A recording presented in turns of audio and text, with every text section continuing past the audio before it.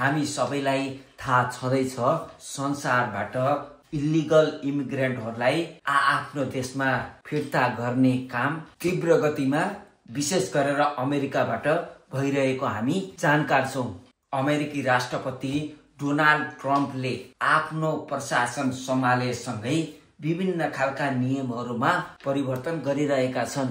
विशेष गरेर इमिग्रेन्टहरू विदेशीहरूलाई लक्षित गरी विभिन्न खालका नियमहरू परिवर्तन गरिरहेका छन्। भर्खरै जन्मसिद्ध नागरिकता प्राप्त गर्ने यानि कि अमेरिकी भूमिमा जो सुकैको जन्म भए पनि जन्मको आधारमा अमेरिकी नागरिकता प्राप्त गर्ने कानूनमा अहिले बहस भइरहेको छ र अदालतमा यसको खारिजीको लागि मुद्दा समेत दर्ता भइसकेको छ।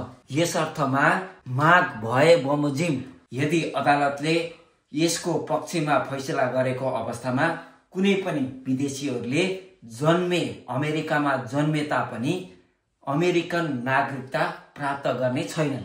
यसै गरी अमेरिका प्रवेशको लागि 43 वटा देशहरू, त्यसमा भुटान सहित 11 वटा देशहरूलाई अमेरिका प्रवेश निषेध गरिएको छ भने 10 वटा देशहरूलाई अत्यन्त महत्त्वपूर्णका साथ रेड, अरेन्ज र येल्लो लिस्ट बनाई तोकिएर राखिएका छन्।